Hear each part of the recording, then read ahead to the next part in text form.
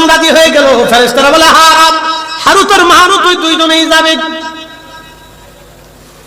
আল্লাহ তাদেরকে আসমান থেকে দুনিয়াতে পাঠাইলেন মানুষের আকৃতি দিয়ে। সুবহানাল্লাহ বলবেন। কিসের আকৃতি? ফেরেশতা কিসের তৈরি? জোরে বলেন, আরো জোরে।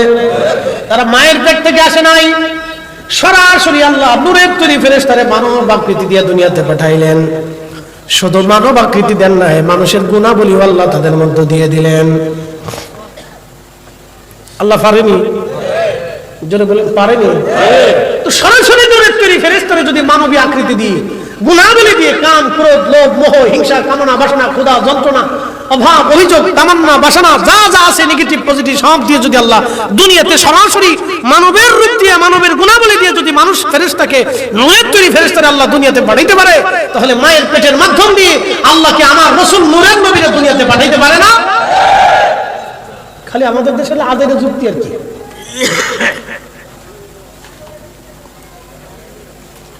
এই জন্য কোরআন আল্লাহ বলেন, قد جاءكم من الله نور। আমি আল্লাহর পক্ষ থেকে তোমাদের মাঝে আমি একজন নূর পাঠাইলাম, নূরওয়ালা পাঠাইলাম, নূরওয়ালা। ইয়া আইয়ুহান নাবিয়্যু ইন্না আরসালনাকা شاهدا ومبشرا ونذيرا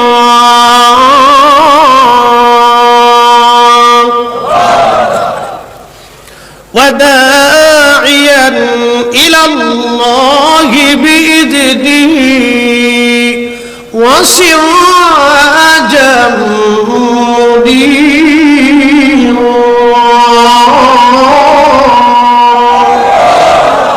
পাঁচটা জিনিস দিছি আমি আমার রাসূলকে, পাঁচটা জিনিস দিয়ে পাঠাইছি। এক নম্বর নবীকে পাঠিয়েছি সুসংবাদ প্রদানকারী, শাহিদ বানাইয়া। দুই নম্বরে সুসংবাদ প্রদানকারী, শাহিদ বানাইয়া, বাশির বানাইয়া, নাজির বানাইয়া। এরপরে আমি আল্লাহ রাব্বুল আলামিন তারে পাঠাইলাম মুদাইয়ান ইলাল্লাহ, আল্লাহকে ডাকনেওয়ালা, আল্লাহর দিকে আহ্বান করি বানাইয়া। এরপরে আমি আল্লাহ তারে পাঠাইলাম সিরাজাম মুনীরা, উজ্জ্বল প্রদীপওয়ালা, নূরওয়ালা বানাইয়া। একবার জোরে বলা যাবে কি মারহাবা। আল্লাহর নবী, নূরের নবী, আপনি নবী আমার জীবনের জীবন। আল্লাহর নবী, নূরের নবী, আপনি নবী আমার জীবনের জীবন। আচ্ছা, এখন কেউ যদি নবীর নূর না মানে আমাদের করার কিছু আছে? জোর করে পীড়িত হয় না, জোর করে পীড়িতি মুরিদি, পীড়িতি মুরিদি, পীড়িতি মুরিদি জোর করা হয় না। আমাদের দেশে সনাতন ধর্মে যারা বিশ্বাসী, যাদেরকে আমরা হিন্দু বলে চিনি, তারা 33 কোটি দেবতায় বিশ্বাসী। তাদের বিশ্বাস 33 কোটি দেবতায় তারা বিশ্বাসী। মাছের দেবতা, গাছের দেবতা, সূর্যের দেবতা, পানির দেবতা, আধারের দেবতা, আলোর দেবতা, বিদ্যার দেবতা, আসমানের দেবতা, জমিনের দেবতা, পানির দেবতা, এই সব কিছুর দেবতা আছে। সূর্যের দেবতা, চাঁদের দেবতা, নক্ষত্রের দেবতা, ভর দেবতা, বৃষ্টির দেবতা, তাদের বিশ্বাস। এরকম গুনতে গুনতে গুনতে গুনতে গুনতে গুনতে দেবতা হয়েছে 33 কোটি। কত কোটি? 33 কোটি। এটা তাদের বিশ্বাস, তারা তাদের বিশ্বাস নিতে পারে। আমি তো জোর করে তারা এক আল্লাহ বিশ্বাসী বানাইতে পারতেছি না। কথা ঠিক কিনা? আমরা কয় রবে বিশ্বাসী? কয় মালিকে? কয় মালিকে? এক রবে, এক মালিকে বিশ্বাসী। তিনি কে? কে? এই এক আল্লাহতে বিশ্বাসী হওয়ার জন্য বেলালের পিঠের চামড়া চলে গেল, তারপরেও সে বিশ্বাস ছাড়ে নাই। সুমাইয়ার গুপ্তাঙ্গে আবু জাহেল বর্ষা দিয়ে খুঁচি খুঁচি খুঁচি খুঁচি নির্মম ভাবে তাকে শহীদ করেছিল। নির্মম ভাবে আবু জাহেল তাকে শহীদ করে দিয়েছিল। শুধু এক আল্লাহ বিশ্বাসী হওয়ার কারণে, আমার রাসূলের বিশ্বাসী হওয়ার কারণে সুমাইয়া এইভাবে জীবন দিল। হযরত ইয়াসির রাদিয়াল্লাহু আনহু দুই পায়ের মধ্যে রশি বেঁধে, দুইটা উটের গলার রশির মধ্যে, দুইটা উটের গলার মধ্যে বেঁধে দিল। দুই উট দুই দিকে ছেড়ে দিল। উঠে দৌড়ায়। হযরত ইয়াসির রাদিয়াল্লাহু রাদিয়াল্লাহু আনহুর মাঝখান থেকে ফেরে শিরিক একটা মানব দুইটা দেহে খণ্ডে রূপান্তরিত হয়ে গিয়েছিল, তারপরও সে কালেমা ছেড়ে দেয় নাই। এক আল্লাহ বিশ্বাসী হওয়ার কারণে হযরত ইয়াসারের জীবন চলে গেল, তারপরও তিনি বেঈমান হয়ে কবরে যায় নাই। একবার জোরে বলা যাবে আল্লাহু আকবার। আর আমরা একটু সুদের টাকা ঘুষের টাকা বলে আগুরে দেই, পাবলিকেরটা খাওয়ার জন্য তো আরো দামদার শেষ নাই। টেবিলের নিচ দিয়ে নেওয়ার জন্য পাগল। আমাদের দেশের যুবকগুলি বৈষম্য বিরোধী আন্দোলনে মরে গেল। তাদের কথা আমার দেশে আমি শিক্ষা গ্রহণ করেছি, চাকরি নিতে ঘুষ নিব কা, ঘুষ দিব কা, এই প্রথা বাতিল করার জন্য কত ছেলেরাই তো মারা গেল। আচ্ছা আপনারা বলেন ঘুষ কি বন্ধ হয়েছে? যে ছেলেরা জীবন দিল জীবনটাই বৃথা হয়ে গেল। বাবা ঘুষ প্রথা বন্ধ হয়নি। হুজুর ঘুষ প্রথা কিভাবে বন্ধ হবে? একটা পদ্ধতি দিয়ে দেশে ঘুষ দুর্নীতি সব বন্ধ হয়ে যাবে, একবারে জিরো টলারেন্সে চলে আসবে যদি ইসলামিক আইন প্রতিষ্ঠিত হয়। একটা পদ্ধতি আছে, এছাড়া বাকি আর যত পদ্ধতি আবিষ্কার করে কোন পদ্ধতিতে বন্ধ হবে না। প্রিয় উপস্থিতি, খুব মনোযোগ দিয়ে শুনিয়া যান, না কষ্ট হচ্ছে আপনাদের? একসাথে বলে আল্লাহু আকবার। মনোযোগ দিয়ে কথাগুলি শুনবেন। তো ফেরেশতা না হারুত আর মারুত দুইজনকে আল্লাহ দুনিয়াতে পাঠাইছে। দুনিয়াতে আসার পরে কাম দিছে, ক্রোধ দিছে, লোভ দিছে, মোহ দিছে, হিংসা, কামনা, বাসনা, রিয়া। দুনিয়াতে আসার পরে পৃথিবীতে একটা মহিলা ছিল, তার নাম জোহরা। নাম কি? জোহরা নামক একজন সুন্দরী পরমা রূপসী একজন নারী ছিল। জোহরারে দেখা হারুত আর মারুত পাগল হয়ে গেছে। এই জোহরারে কেমনে বাগানো যায়? ওরা যে ফেরেশতা ভুলে গেছে, আল্লাহর সাথে চ্যালেঞ্জ ছিল সেটাও ভুলে গেছে। আল্লাহ কাম করে দিয়ে দুনিয়াতে পাঠাইছে। আল্লাহর সাথে বান্দার কেন প্রেম হয় আজকে বুঝে যাবেন। সুন্দরী জোহরার প্রেমে হারুত আর মারুত পাগল হয়ে গেল। জোহরারে প্রস্তাব দিল, জোহরারে তুমি আসো আমাদের সাথে, আমাদের মনের বাসনা তুমি পুরা করে দাও। জোহরা ডাক দেয় বলো, হারুত আর মারুত তোমাদের বাসনা পুরা করতে পারি, কিন্তু সর্বপ্রথম আল্লাহকে অস্বীকার করা লাগবে। বলো আল্লাহ বলে কিছু নাই, মানতে হবে। জোহরা ছিল কাফের। কি ছিল? কাফের। হারুত মারুত জোহরারে দেখে পাগল হয়ে গেছে। হাই হাই এত সুন্দর। তো জোহরা বলতেছে, হারুত মারুত আমার সাথে তো তোমরা কাম খায় মনের বাসনা পুরা করতে চাও, তো প্রথম শর্ত হলো তোমরা আল্লাহ অস্বীকার করতে হবে। তা হারুত মারুত তো ফেরেশতা ছিল। কি ছিল? আল্লাহরে চিনে না? চিনে। সূরা বাকারার ঘটনা, আল্লাহর কালামের, কোরআন শরীফের কথা বানাইয়ে বলতেছি এটা। হারুত আর মারুত ডাক দিয়ে বলতেছে, হারুত আর মারুত ডাক দিয়ে বলতেছে, হে জোহরা তোমাকে আল্লাহকে অস্বীকার আমরা করতে পারবো না। এবার হারুত আর মারুত জোহরা ডাক দিয়ে বলতেছে, তাহলে এক কাজ করো, যদি আল্লাহ অস্বীকার না করো তাহলে মদ খাইতে হবে, এবং একটা ছোট্ট বালক আছে, ছেলে আছে, ওই ছেলেটাকে হত্যা করে ফেলতে হবে। হারুত আর মারুত বললো, হ্যাঁ আমরা তাতে রাজি আছি। এক বেডি ভাওয়ার লাগিয়া একটা জীবন হত্যা করতেছে আর মদ খেতেছে, এক বেডির লাগিয়া, এক বেডির লেগে পাগল হয়ে গেছে হারুত আর মারুত। এই হারুত আর মারুত দুইজনে ছোট্ট বালকটাকে হত্যা করলো, মদ পান করলো। হারুত আর মারুত দুইজন মদ পান করলো, ছোট্ট বাচ্চাটাকে হত্যা করলো। আল্লাহ ডাক দিয়ে বলেন, বাচ্চাটাকে হত্যা করার পরে ওই জোহরার সাথে তারা জিনা করলো। আসতে হলো না? নাউজুবিল্লাহ। কি বলেন? ফেরেশতা কিসের তৈরি? যেটা বলেন আর জোরে। মদ কেমনে খায়? মানুষের গুণাবলী আল্লাহ দিয়ে দিছে। আমাদের রাসূল নূরের, কিন্তু গুণাবলী মানুষের। কি কথা বলেন না কেন? তিনি মানুষ কিন্তু সৃষ্টির আসল নূর। আপনি মানলেও মানেন, না মানলেও না মানেন, তো আমাদের কিছু আসে যায় না।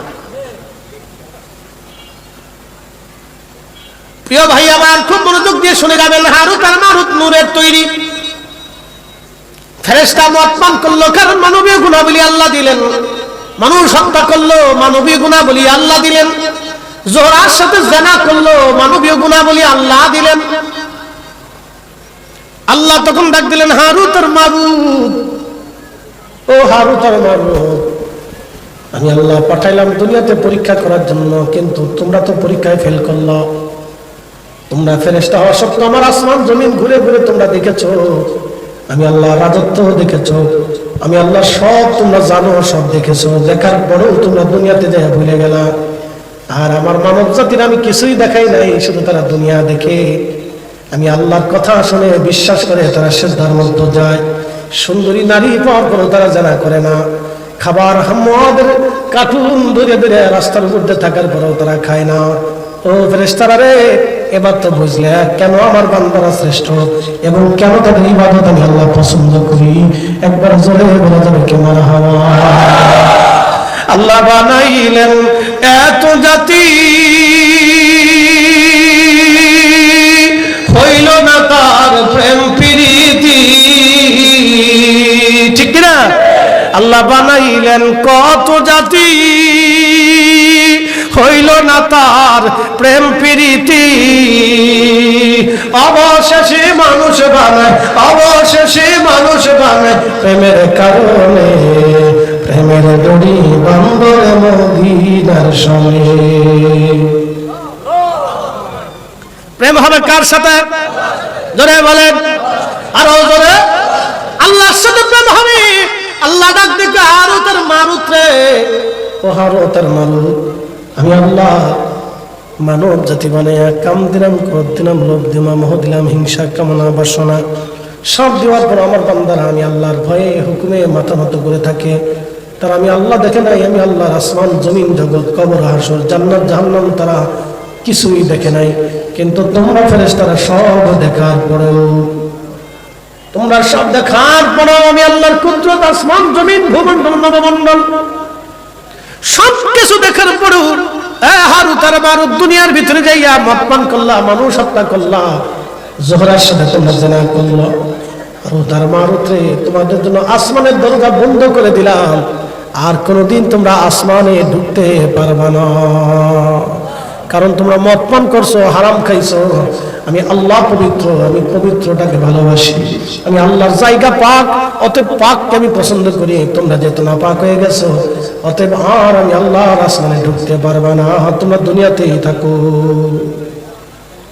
কেমন পর্যন্ত তারা শাস্তি ভোগ করতে থাকবে। এরপরে যদি আল্লাহ দয়া করে মাফ করে, সেটা আল্লাহর দয়া। বুঝতে পারছেন? এই জন্য ফেরেশতারা পরীক্ষা কি করলো? ফেল করলো। একসাথে বলবেন আল্লাহু আকবার। ফেরেশতারা পরীক্ষা কি করলো? ফেল করলো। আপনারা আজকে পরীক্ষায় পাস করলেন, আপনারা পরীক্ষায় পাস করলেন বলে কারণ কি? ইচ্ছা করলে দুনিয়ার ব্যবসা করতে পারতেন, ঘুরতে পারতেন, বাড়িতে বসে নাটক দেখতে পারতেন, বাচ্চা কাচ্চা ছেলে সন্তান নিয়ে ঘুরতে পারতেন, গল্প গুজবে কাটাইতে পারতেন। সব ফেলে দিয়ে আপনারা বেহেশতের বাগানে বসে গেছেন। খুশি কে? বলে দলিল কি বুঝাইতেছি? এখানে একটা শব্দ লিখছে, মহাপবিত্র ঈদে মিলাদুন নবী উদযাপন উপলক্ষে আজকের মাহফিল। আচ্ছা মনোযোগ দেন, যদিও এটা মিলাদুন নবীর মাস না, কিন্তু তারপরেও মিলাদুন নবী। কারণ কি? ঈদে, ঈদ মানে খুশি, মিলাদ শব্দের অর্থ নবীর আগমন বা রাসূলের জন্ম মোবারক, যেটা বলেন আল্লাহ নবী পাইছি আমরা। কথা ঠিক কিনা? কি পাইছি? নবী পাইছি। আমান্না আলাইনা বিকা, আল্লাহ আমাদের মাঝে তার নিয়ামত পাঠিয়েছে। ঠিক কিনা? রাসূলের উপরে পৃথিবীতে কোনো নিয়ামত আছে? কোনো নিয়ামত নাই। এই জন্য কাজী নজরুল লিখছেন, কাজী নজরুল কবিতার সঙ্গে লিখেছিলেন, ত্রিভুবনের প্রিয় মুহাম্মদ এলো রে দুনিয়ায়, রে সাগর আকাশ বাতাস দেখবি জড়িয়া, আয় রে সাগর আকাশ বাতাস দেখবি জড়িয়া। ধুলির ধরা বেহেশত আজ, মারহাবা বলবেন না? পৃথিবীটা আজকে কি হয়ে গেছে? জান্নাত। কার কারণে? রাসূলের কারণে। যদি রাসূল না আসতেন তাহলে আমরা দিন পাইতাম না। নবী না আসলে পরে পৃথিবীতে এই সুন্দর সিস্টেম পৃথিবীতে আজও হতো না। এই যে সুন্দর আইন কানুন, আগে সনাতন ধর্মিক স্বামী মারা গেলে জীবন্ত স্ত্রীকেও স্বামীর সাথে পুড়িয়ে মারা হতো। কি কথা বল না? আগে দেখা যাইতো ওই যে কি বলে বড় বড় ধনী যারা, তারা বড় বড় প্রতিমার সামনে তারা যাইতো, মন্দিরে তারা যাইতো। গরিব যারা ছিল তারা মন্দিরে ঢুকতে পারতো না। কিন্তু মুসলমানরা আসার পরে দেখলো ধনী আর দরিদ্রের কোনো বৈষম্য নাই।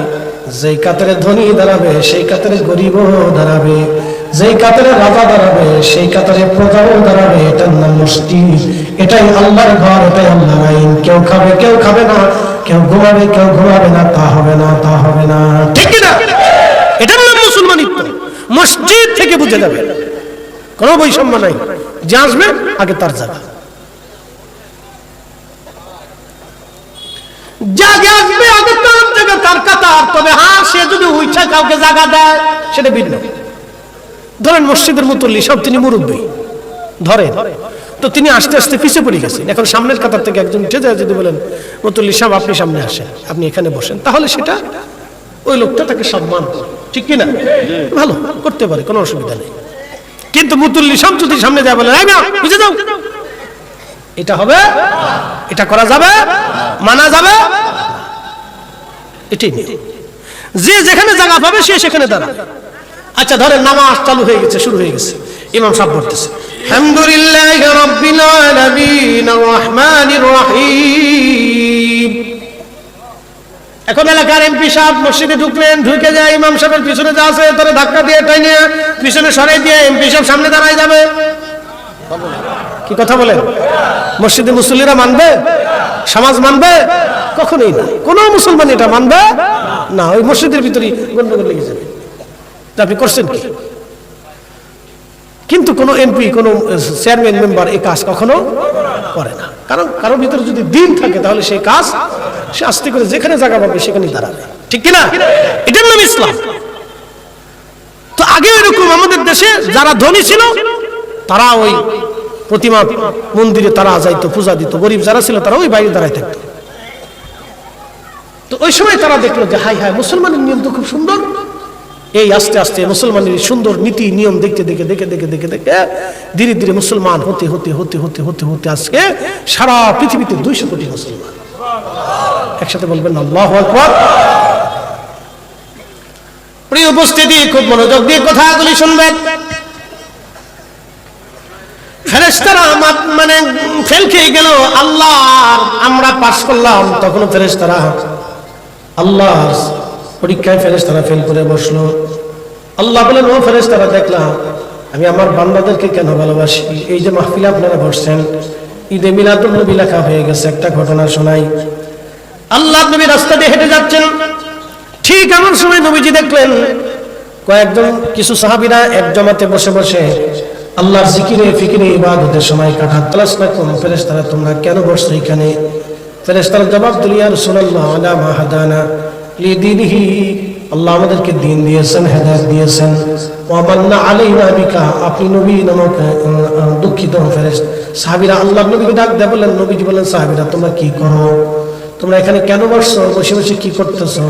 ফেরেশতারা সাহাবীরা জবাব দিল, ইয়া রাসূলুল্লাহ, আমরা এখানে নাদউল্লাহি ওয়া নাহমাদুহু, আল্লাহর জিকির করতেছি, আল্লাহর প্রশংসা করতেছি, আল্লাহর গুণকীর্তন করতেছি, তাসবিহ তাহলিল করতেছি। জোরে বলেন সুবহানাল্লাহ।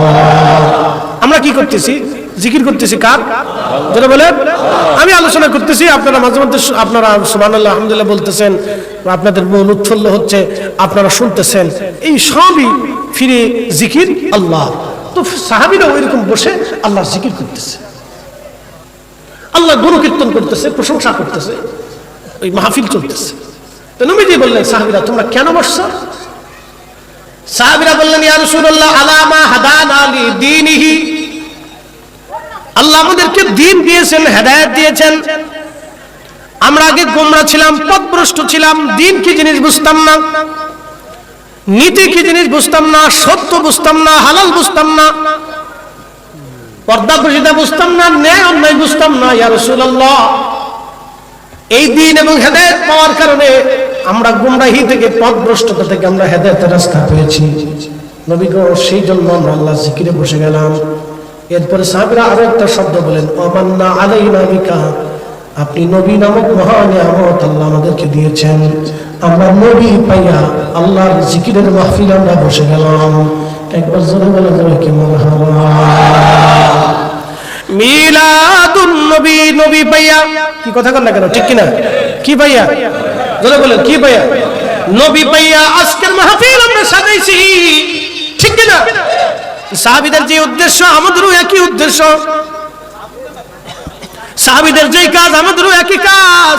সাহাবীরা মাহফিল সাজাইয়া আল্লাহর জিকিরে ফিকিরে বসে গেছে, আমরাও মাহফিল সাজাইয়া আল্লাহর জিকিরে ফিকিরে আমরাও বসে গেলাম। আল্লাহর নবী ডাক দিয়ে বলেন, সাহাবীরা রে, তোমরা কি শুধু এই কারণে বসছো নাকি অন্য কোনো উদ্দেশ্য আছে বলো? সাহাবীরা জবাব দিল, ইয়া রাসূলুল্লাহ, আল্লাহর কসম করে বলি আমাদের আর কোনো উদ্দেশ্য নাই, আমাদের উদ্দেশ্য একটাই, আমরা আল্লাহর জিকিরে বসছি দিন পাইয়া এবং নবী পাইয়া, দিন পাইয়া নবী পাইয়া। এই আমার দিকে দেখেন, দুটি প্রশ্ন এবং জবাব দিবেন। নবী না আসলে দিন পাইতাম, নবী না আসলে ঈমান পাইতাম, তাহলে ঈমান এবং দিন নবীকে কেন্দ্র করে। বুঝেন নাই? বুঝি, আবার বলতেছি, নবী না আসলে দিন পাইতাম, নবী না আসলে ঈমান পাইতাম, তাহলে ঈমান এবং দিন দুইটা নবীকে কেন্দ্র করে। কথা ঠিক কিনা? এই জন্য রাসূল আছে, দিন আছে, নবী আছে, ঈমান আছে। নবী নাই, দিন নাই, নবী নাই, ঈমান নাই। কথা ঠিক কিনা? কথায় কোনো ভেজাল আছে? একবার ক্লিয়ার কথা। নবী আছে, দিন আছে, নবী নাই, দিন নাই, নবী আছে, ঈমান আছে, নবী নাই, ঈমান নাই। এই জন্য আমরা সুন্নিরাই হক পথে আছি। একসাথে বলবেন আলহামদুলিল্লাহ। আমরা সুন্নিরা কোন পথে? কথা কন না কেন? কোন পথে? হক পথে আছি। বাংলাদেশে হাজার হাজার তাফসীরুল কোরআন মাহফিল হয়। ডোন্ট মাইন্ড, আমি কারো সমালোচনা করতেছি না, বোঝার জন্য বলতেছি। হাজার হাজার হয়। কয়টা মাহফিলে রাসূলের শান মানে আলোচনা হয় আমাকে বলে দেন, বলেন। এখন উচিত কথা বললে তো মাই বেজার হয়ে যাবে, বলবো না, বলেন। হাজার হাজার তাফসীর কোরআন মাহফিল হয়, রাসূলের শানের আলোচনা কয়টা মাহফিলে আমাকে দেখান? কোরআনে কি রাসূলের শানের আয়াত নাই? এত তাফসীর হয়, এই আয়াতের তাফসীর হয় না, কারণটা কি? হ্যাঁ, কোরআনে কি রাসূলের সম্মানের ব্যাপারে সূরা নাযিল করে নাই? এত সূরার তাফসীর হয়, এই সূরার তাফসীর কেন হয় না?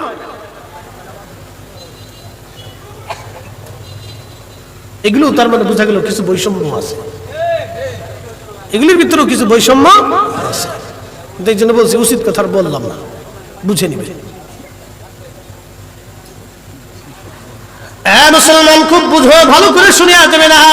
সাহাবীরা বললেন, ইয়া রাসূলুল্লাহ, আল্লাহর কসম করে বলি আমাদের আর কোনো উদ্দেশ্য নাই, আপনি নবী পাইয়া, দিন পাইয়া আমরা মাহফিল সাজায় দিয়েছি। ইয়া রাসূলুল্লাহ, নাদউল্লাহি ওয়া নাহমাদুহু, আমরা আল্লাহর গুণ কীর্তন করতেছি এবং আল্লাহকে ডাকতেছি, আল্লাহর হামদ আমরা করতেছি।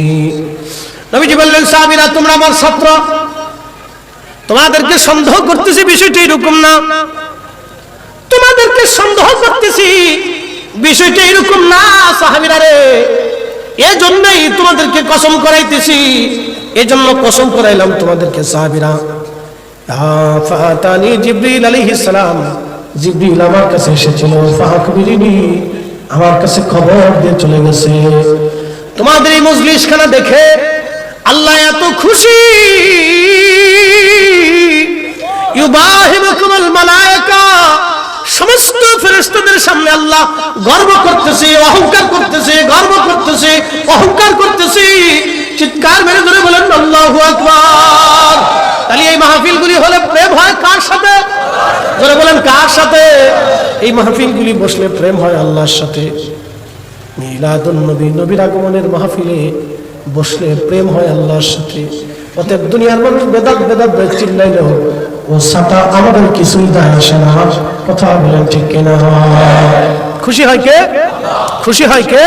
আল্লাহ নিজে খুশি। ইউবাহিবুকুমুল মালায়েকা, আল্লাহ রাসূল তার জবান দিয়ে বলতেছে, সাহাবীরা তোমাদেরকে সন্দেহ করতেছি না, ফাআখবিরিনি, জিবরাইল আমার কাছে খবর দিয়ে গেছে, বলে গেছে তোমাদের এই মজলিস দেখে আল্লাহ तमाम ফেরেশতাদের সামনে তোমাদেরকে নিয়ে আল্লাহ অহংকার করতেছে। অতএব এই মাহফিলটা অনেক দামি মাহফিল, অনেক মর্যাদা বলা মাহফিল। এখন দুনিয়ার মানুষ বেজার হলে আমাদের বাবা কিছু করার থাকে না। আমরা দুনিয়ার মানুষের ভালো মন্দ খুশি বেজার দিয়ে মাহফিল সাজাবো না, আমরা আল্লাহকে খুশি করার জন্য মাহফিল সাজাবো। কথা বলেন ঠিক কিনা? আমরা আল্লাহকে খুশি করার জন্য মিলাদুন নবীর মাহফিল সাজাবো। কথা বলেন ঠিক কিনা? কে খুশি হলো, বেজার হলো, বেদাত ফতোয়া দিল, ওইগুলো আমাদের দেখার সময় নেই, ওগুলি দেখা যাবে না। আপনার কাজ আপনাকে চালাইতে হবে। তো আল্লাহর সাথে বান্দার কেন প্রেম হয়, মুখতাসার আপনাদেরকে বুঝাই। কেন বান্দার সাথে আল্লাহ প্রেম হয়? এবার রমজানে চলে যাই। রমজানে ইফতারির সময় রাখছিলাম। ওই ইফতারির সময় বান্দা যখন হাত ঘুরায়, তখন ফেরেশতাদের সামনে আল্লাহ ডাক দেয়, এই ফেরেশতারা, এই ফেরেশতারা, তোমরা না বলছিলে এই মানব জাতি সৃষ্টি করেন না, এরা ফাসাদ করবে, মারামারি করবে, কাটাকাটি করবে, অন্যায় করবে, অশ্লীল কাজ করবে, রক্তপাত করবে, ওয়াসফিকুদ দিমা, তারা রক্তপাত করবে, ওয়া নাহনু নুসাব্বিহু বিহামদিকা নুকাদ্দিসু লাক, তোমরাই বলে তাসবিহ করবে, হামদ করবে, জিকির করবে, ইবাদত করবে। এ ফেরেশতারা, তোমরাই বলে শুধু ইবাদত করো, দেখো তোমাদেরকে নেগেটিভ দিবে।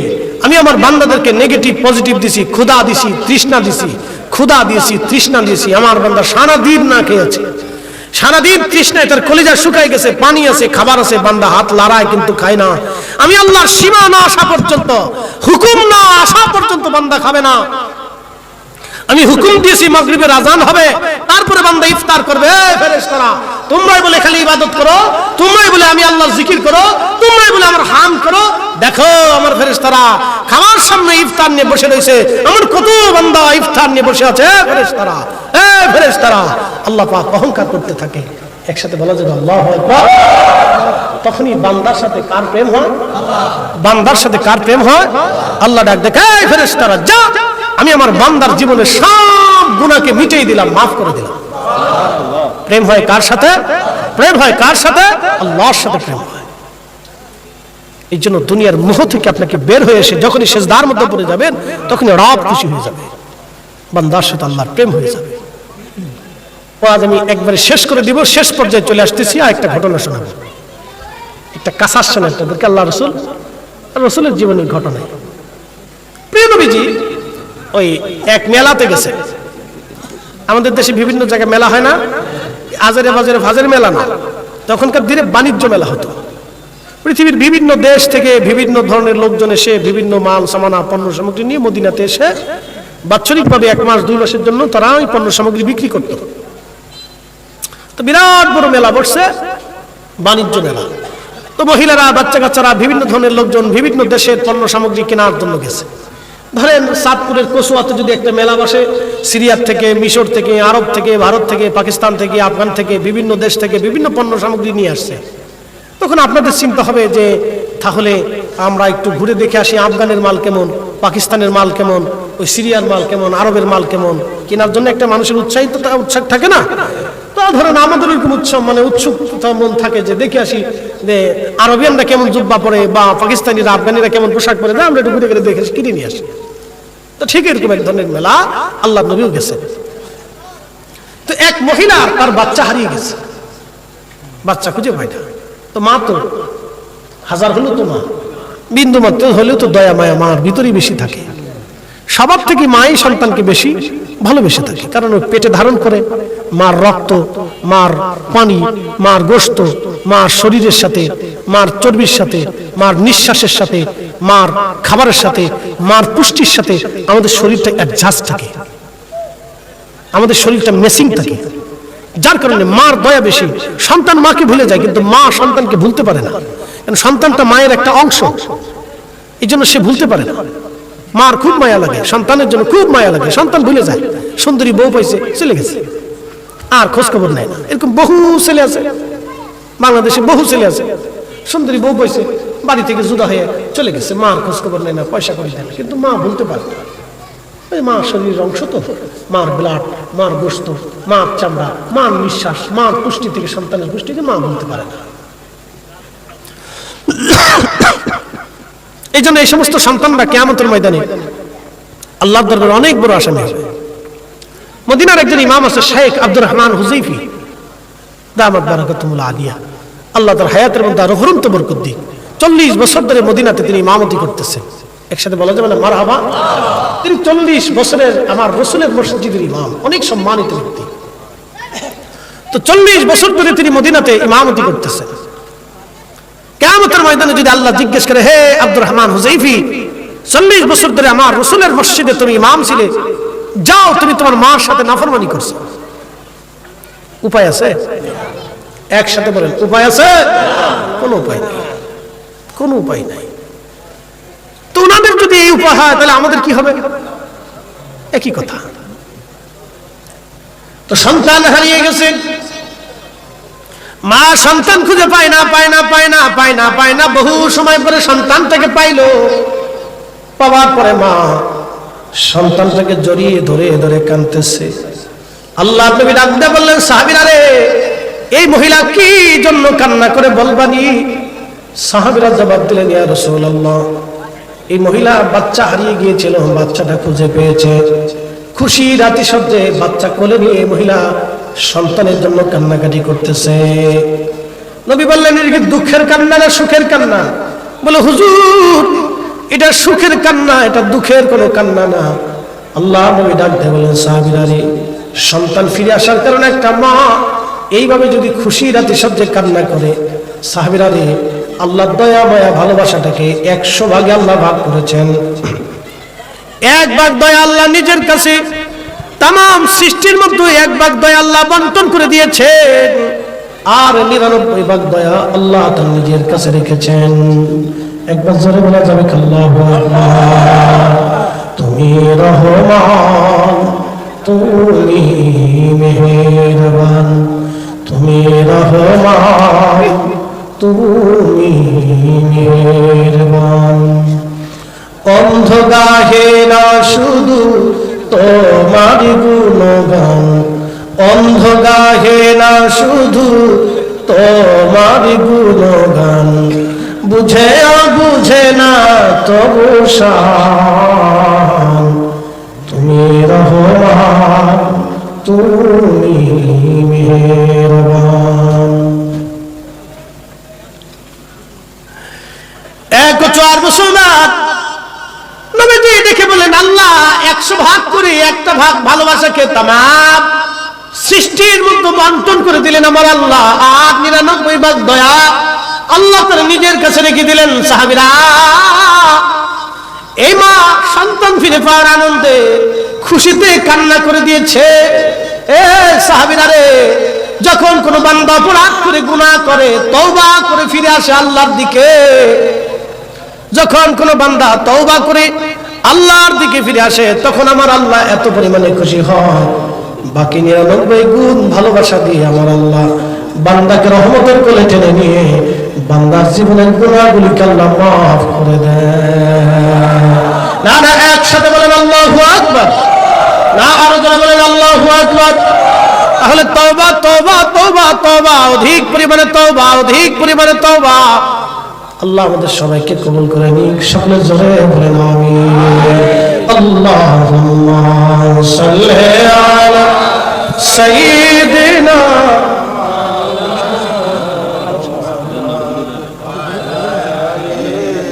आइए